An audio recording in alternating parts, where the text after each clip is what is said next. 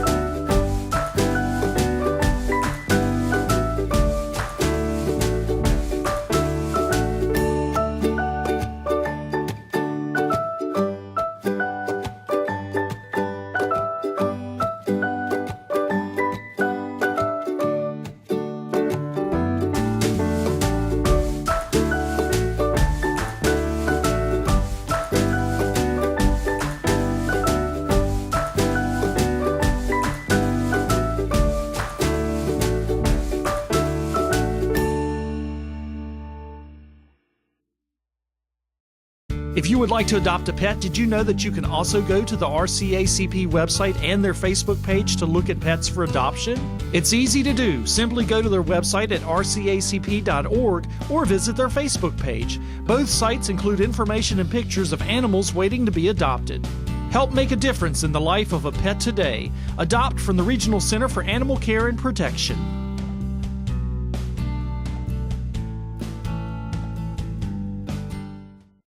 Hi and welcome back to Accent Excellence. We're at the Western Virginia Water Authority Center here in Roanoke City, and joining me is Jason Sir. He's the Director of CTE, or Career and Technical Education, here at Roanoke County Public Schools. And John Gamble is also with us. He's a junior at William Byrd High School. And Jason, we want to kind of talk today, first of all, the fact that we're here at the Western Virginia Water Authority. It's kind of an unusual place to be talking about things with Roanoke County Public Schools, but this is all about an exciting new program called the Registered Apprenticeship. What is that? That's correct. It's a brand new program that Roanoke County's involved with, and been involved with Department of Labor and Department of Education. It's a joint venture to be able to get our students out into the workplace, doing some workplace-based learning opportunities. And the Registered Apprenticeship itself is an older program, but we are just now venturing into it to offer these type of opportunities to our students. We think they're exciting opportunities, and Western Virginia Water Authority has just been a great partner to help us pilot this. All right, so let's quickly walk through the steps of the program, what's taking place in the program. Well, initially we heard that this was coming about apprenticeship becoming a new initiative, a joint initiative between Department of Education and Department of Labor and Industry.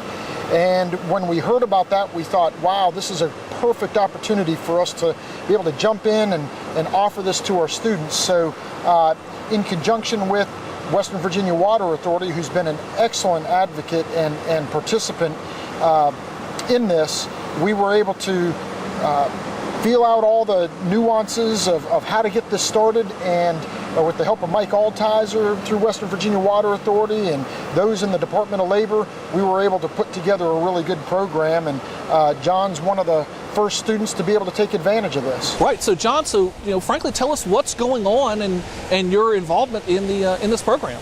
Well, it's a very exciting involvement, and it's a really great opportunity for students like us, because not many students are able to have this opportunity. It's really exciting, because I never really knew what happened all here, but now walking in here, walking in the filter building, headworks and stuff, knowing how everything works, it's really exciting and cool to know, like how clean water and sewage water gets cleaned and everything happens. It's really exciting to know. Now, you have just begun a program that's going to be several years long. Tell me about the end result for you. We'll be a Class 4 National Water Operation License.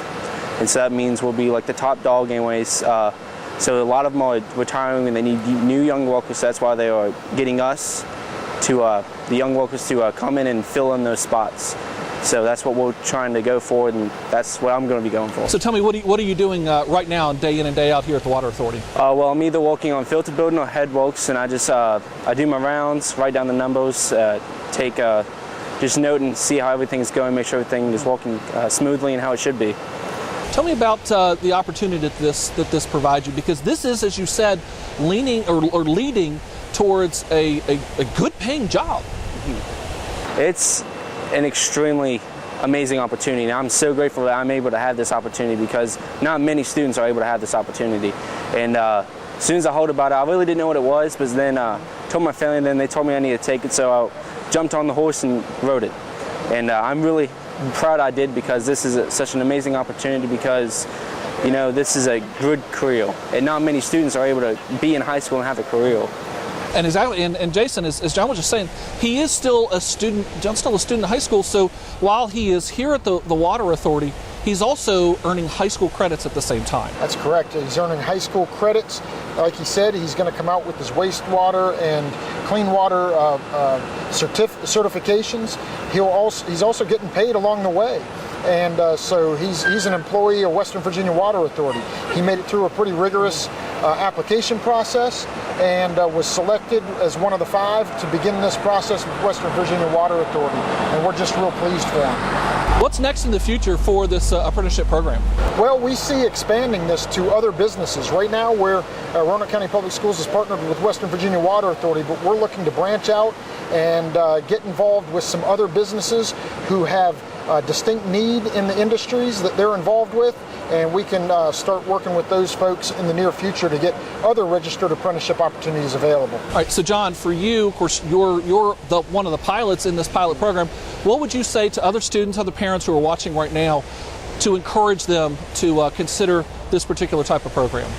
Well, it is, I don't really know how to say it, but it's just an amazing opportunity. And you know, I know my parents are really proud to see me able to do this, and because a lot of kids come out of high school and they don't know what to do.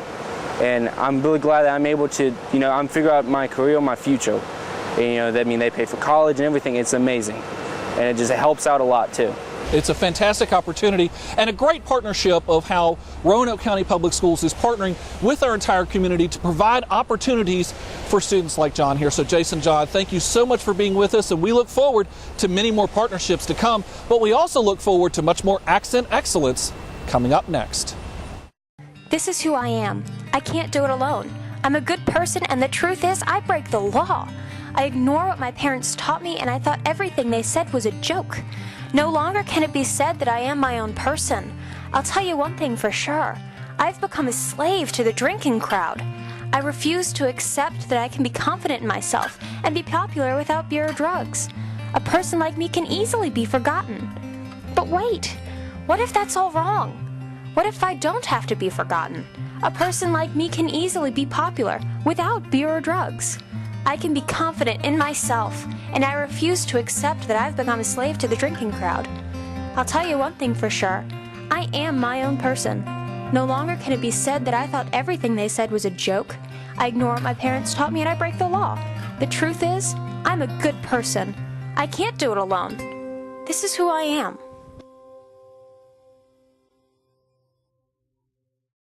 Hi and welcome to Accent Excellence. We're here at Glen Cove Elementary. It's my pleasure to introduce you to Stephanie Hogan, who is the new principal here at Glen Cove. So Ms. Hogan, first and foremost, welcome to Roanoke County Public Schools. Thank you very much. I'm enjoying my time here so far. So you're no stranger to education, and certainly no stranger to education in the Roanoke Valley. Tell us a little bit about your history and your time before joining Roanoke County. I'm actually a graduate of William High School, attended Roanoke College, where I received my undergraduate, and taught for Roanoke City and worked in various roles in that school division for 24 years. I was a principal during those times in Roanoke City, and also I've served in Danville, Virginia, where I was the director for Exceptional Children's Services. So I've had quite a few experiences before coming to Roanoke County. So you've had a lot of time, even, you know, this is not new to you to be a principal here of a school.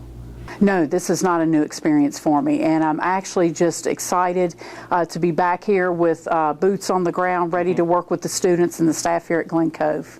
Well, we're very excited to have you here, and again, you know, a Bird grad as well. We're always pleased to have some of our former graduates come in to join us.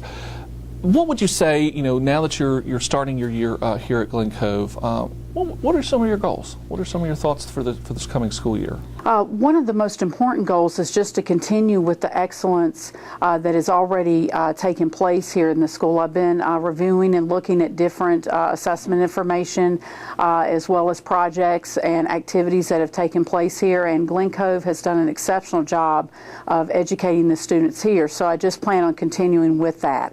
One of the other goals that I have here is for students to really start looking for personal interests that they have that they would like for us here at the school to be able to maximize and expose them to. Some of the things, of course, that we believe strongly in Roanoke County, of course, is this concept of community, and that you have the student, you have the teacher, but then you also have the community. That's a very important part of it. What are some of your thoughts and some of your ways that you plan to incorporate and bring the community into the school environment? One of the ways, we actually are very fortunate that we already have one strong community partner that works with us. They do volunteer work here in the building as well as work with some of our students. We're going to have some activities through our PTA as well, where we can draw in our community as well. And we're always open to any organizations or groups that would like to come into the building to work with us. What are some of your goals for the staff? In terms of the staff, is for them to do their personal best. What that may look like is it may be doing coursework, it may be exploring different teaching techniques that they would like to use in the classroom, it may be doing a new grade level that they've never had an opportunity to do before, but it's just them exploring and finding out what they like to do for their personal best. So, returning to the Roanoke Valley, what are you looking forward to the most this coming school year? I'm looking forward to the students. I've had just a little taste of it with our summer program here at Glen Cove, and as I've seen those smiling faces as they get out every day, it really is something that just motivates me to be here every day and to work with them. So I'm really looking forward to working with the students. At the same time, what are some of the challenges that you think we're going to be dealing with? I think in terms of challenges, it's always making sure that we're addressing and meeting the individual needs of our children. We need to be closely examining all information that we have about them to make sure that we as educators are addressing them so that each child is seen as an individual and they're learning. And as you said, working with PTA, Glen Cove is very, very fortunate to have a very strong PTA program here. How do you think about, what are your thoughts with working with the PTA and with volunteer groups to help the school continue that tradition of excellence? Oh, I think that it's an integral part of what we do here. It's through those types of organizations and groups that we're able to build and to continue with the excellence that we have here at Glen Cove. What are some of your other interests, kind of on the personal side? I enjoy traveling quite a bit. I've had an opportunity to travel to a few countries, and I also enjoy reading and spending time with my family. Well, reading is a big part here as well, so we look forward to having you here. Again, congratulations on being a principal here. Welcome back to Roanoke County. Yes, again, a thank Bird you. grad who is joining us and is returning to the Roanoke County family. So again, we're thrilled to have you here with us, folks. Stephanie Hogan, new principal here at Glen Cove Elementary School. But don't go anywhere. We still have a lot more Accent Excellence still to come. The Roanoke County Sheriff's Office presents the Avoid Program, a personal safety class designed to help citizens with information, tips and tricks to help gain awareness of their surroundings, strategies to help plan for the unexpected, and the confidence to deal with encounters that may arise in order to enhance personal safety.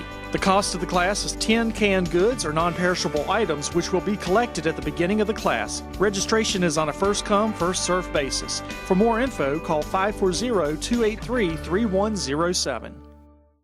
People who are using heroin are not the typical destitute, marginalized persons, homeless in our society. This is not the profile of the typical heroin user today. Today, the typical heroin user is your neighbor next door. It is the young person who's going to high school. It is the young professional, and it is a growing problem. Hi, and welcome back to Accent Excellence. We're at K-Spring High School, and joining me is Dr. Rhonda Stegall. She's the Director of Secondary Instruction here at Roanoke County Public Schools, and also Susan Sine. She's our Roanoke County Educator of the Year and math teacher here at K-Spring High School. And here, guys, we're here today to talk about differentiated instruction. And for folks at home, this is an important tool that teachers use and method that teachers use to help our students learn more effectively. So, Dr. Stegall, really the first question is, what is differentiated instruction? Differentiation is basically teachers who modify their instruction to meet the needs of all learners in their classrooms. And there's multiple ways of doing that. But when we think back how we were educated, it's more traditional, whole classroom. All the students receive the exact same instruction at the same pace. You either caught the information or you fell behind. So differentiation is a way to meet the needs of all different learners at their different paces, at their different ability levels. For example, readability levels. So some students, for example, in an English class, we may all three read at different levels, but typically in a traditional classroom, you get one piece of literature to read. We're not all at the same level. So differentiation, a simple example would be we would all get the same content of what we're reading, but at our own reading ability level. So it's more easy for us to access the information. And so it really is important to kind of meet the student at his or her level. Absolutely. And Susan, there are some key aspects to differentiation, and the first of which, and it kind of is, Dr. Stegall's already kind of gotten to it, and that is the content in your instruction. The best answer I can give you on how we tackle differentiation in the math classroom. Several different grouping scenarios work well. Sometimes I will group kids by ability level, and I will travel with the lowest ability learners, and they like me to travel with them. And then I will jump to other groups as well and leave them to work independently. Perhaps I have several students in a class that have missed the last class. I might put them in a group and I'll work with them for a little while. Or maybe we have grouped by certain topics, and one topic is a lot harder than another topic. So I'll stay with the difficult topic and just rotate everyone through the difficult topic, so I get to kind of touch base with all learners on the difficult topic. Or perhaps I have several difficult topics. I might take my stronger students and spread them out through the difficult topics and make them an expert learner so they can help me. I also will put laptops at each station, and I will have videos of myself doing some math examples at each station, so if I'm not at that station, they can continue to watch some instruction again and again. Another important part, though, in addition to what you're teaching is how you're teaching, and you started to allude to it, and that's the process of delivering instruction. So give me some thoughts on differentiating with your procedures. Some kids will need a more step-by-step approach, and to break down every algebra, and it's Algebra 2 that I'm thinking of, to break down all the Algebra 1 that's encompassed in the Algebra 2 curriculum. And some students are going to pick that up quicker, so they don't need me to show all of those steps. A third piece is looking at some of the products and how, again, you're using some of those products and those tools in the classroom. Products as far as software packages? Well, things that are, various projects and things that you're doing to get the students to do, to rehearse, to repeat, to extend what they're learning. One example of something that's one of their favorite projects is when we get into the topic of quadratics, and I'll try not to be too mathy, is that a jump path like this, the kids will make a video, and they're really great with the technology, and they make a nice video, and then they have to come back and show me how they create the quadratic equation of their jumping path, and they also make a video of the jump and of the development of the equation. And then we are going to digitally upload this to our OneDrive file, so we begin our digital portfolio. Oh, great. And one obvious part of differentiation, and we can look around here as well, and that's the learning culture, not just the classroom, but also the school. That's a critically important part of differentiation. In my classroom, or varied per classrooms throughout the building? Well, it can be, again, as we're talking about differentiation kind of as a whole, how do you structure your classroom and structure your environment to help kind of foster differentiation? That, I would say, varies per block that I have. In the one of the blocks that I'm thinking of, I probably have in my Algebra 2 class about 50% seniors.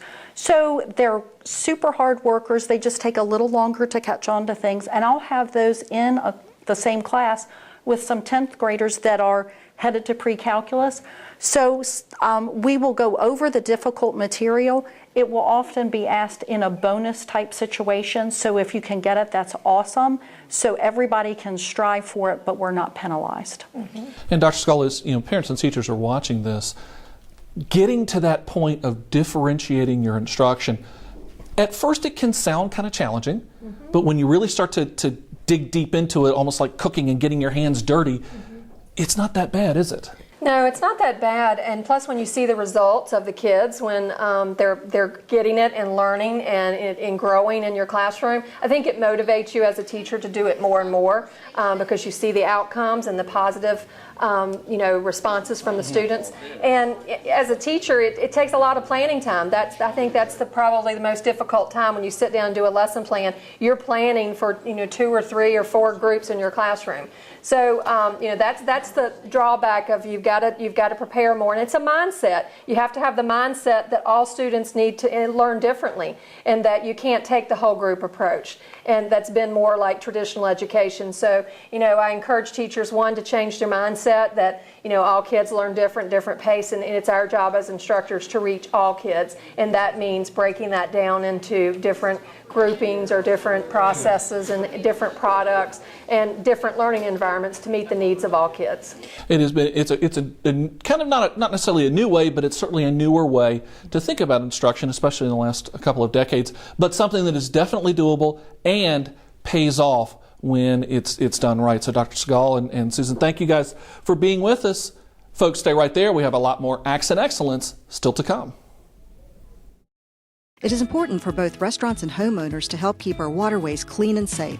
Never pour cooking oil or grease into sinks, parking lots, or streets. The oil and grease can enter our waterways through storm drains. Always try to recycle the oil and grease or put it into the trash. If you have a spill, clean it up by using a drying agent like cat litter. Never hose down spills. Keep dumpster and trash can lids closed. Restaurants should clean floor mats and garbage cans in a mop sink. It's easy to keep our waterways clean by doing the right thing. Hi, and welcome back to Accent Excellence. We're at Glenver Middle School, and joining me is Josh Whitlow. He's the new principal here at Glenver Middle. And Josh, first of all, congratulations on becoming principal here at Glenver Middle. And in many respects, it's not really as much a congratulations as it is welcome back to Glenver. That's right. Yeah, I was here. I started my career here back in 1996. I was named the band director for both the middle school and the high school. And so I had the pleasure of being here in that capacity for 7 years before jumping over to the other side of the county and spending 14 years with Hidden Valley High School. So to be able to come back is awesome. Yeah, how has been the reception of the Glenver community so far? With the exclusion of my daughter, who happens to be in the building, I would say fantastic.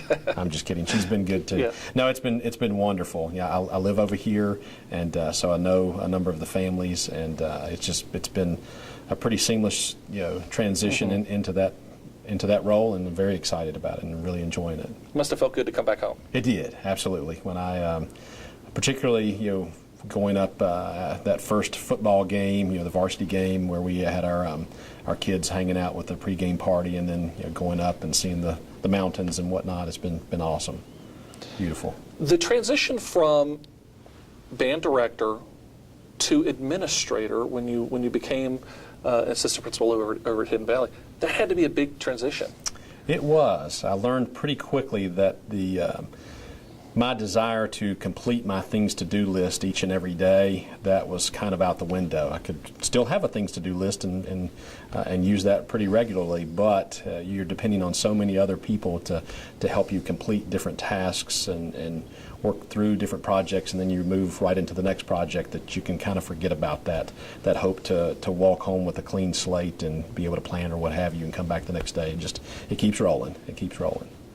So now that you are sitting behind the big desk, as it were, as principal, what do you see is different between the principal role and that assistant principal position that you were in for so long? Well, a big school like Hidden Valley, we've typically had a number of assistant principals and then also your principal, and so that meant if we if there was a question or something that maybe I didn't know exactly how to handle per se, or what was the best course of action, I always had someone to go to, and I still have that in this capacity, but that person is not in the next office. I may have to make a phone call elsewhere. So really it's kind of just realizing that the buck literally stops with you. So that's probably been the biggest thing that I've noticed early on. But speaking of phone calls, and it's not even necessarily a phone call away as much as it is like 20 steps down the hallway, Jamie Soltis, who of course is now the former principal here at Glenver Middle School, literally moved into the next door as principal of the high school. That has to be very helpful to have Jamie right next door as a resource. Tremendously so. Before I came here to talk with you, he and I were having a conversation and bouncing a few things back and forth just to make sure that we were approaching them in the best fashion. So that's tremendous. He, having been here as a student, on into his teaching role here, on into his role as assistant principal here at the middle school, and now principal at the high school. He just is a wealth of knowledge, and it's incredible to have him right next door like we do. In some respects, it almost does create an environment of one Glenver. There is no necessarily middle school and high school. It's just one Glenver. Right, and we've actually had multiple conversations about that notion that we want to serve the community as a unit, not as two separate entities per se. Do we have separate things going on? Yes, we do, because we are two separate schools, but largely we want to approach supporting the community as one unit. So what would you say thus far has been the thing that you have looked forward to the most, either already happened or coming up in the year as being a new principal? Look forward to the most. Well, I'm pretty excited about our fun run that we've got coming up on Friday. So I'll maybe talk through some events first. So we've got our PTO. They're hosting their big fundraiser this Friday, which means our 6th graders will be up at the track for a period of time, and then 7th and 8th grade throughout the day. And I'm pretty excited to see the kids in motion and doing what they do and just having a good time. I'm excited about our first pep rally. We haven't had one yet, and that's going to be coming up in October. And as best I can recall, I don't think that I've ever attended a middle school pep rally per se. So I'm pretty excited about looking at, seeing what that looks like. Today was an awesome day. This wasn't something that I was necessarily looking forward to. It's just something that worked out to be fantastic. We had our students that headed off for the Special Olympics, and so we actually had the students that were outside and clapping and cheering for them as they were leaving the building, and that was an awesome thing to do. And I actually watched that via video, but that was really cool. Not something that I expected to see or even knew that was going to happen a few days ago, but it did, and it was great. What would you say are some of the challenges yet to come? I think, golly, it's such a great place. I don't really see much in the way of challenges per se, other than I think it's just a natural process to still continue to get to know one another. So me getting to know faculty, staff, students, parents, and they getting to know me. I see that as just kind of a natural part of the process, and not so much a challenge as much as it is just one of those things. I encountered that when I was at Hidden Valley. It takes a while to get yourself fully grounded and feel like you kind of have a handle on all the different aspects of what's going on in the building and understanding your community and those sorts of things. And I think that to some degree the same thing is true in this role. It's just getting to know everybody and they getting to know me and us working together to benefit the kids. Well, we certainly appreciate the time that you've given us to get to know you here and for our folks who are watching at home. So again, congratulations on your position now as principal here at Glenver Middle School, folks. Josh Whitlow, and we want you to stick around because there's more Accent Excellence still to come. I want to be an environmental scientist. I want to be a fashion designer. I want to be a senator. I want to be a teacher. I want to be a professional athlete. I want to be cool. I want to be accepted. I want to fit in. I want to be popular. I want to be invited to parties. I don't want to be invisible anymore. I want to be part of the in crowd. You think you have to drink to be in the in crowd, but giving in to peer pressure isn't going to get you anywhere. Be true to yourself to accomplish your big dreams. Well, folks, that's going to do it for this month's edition of Accent Excellence.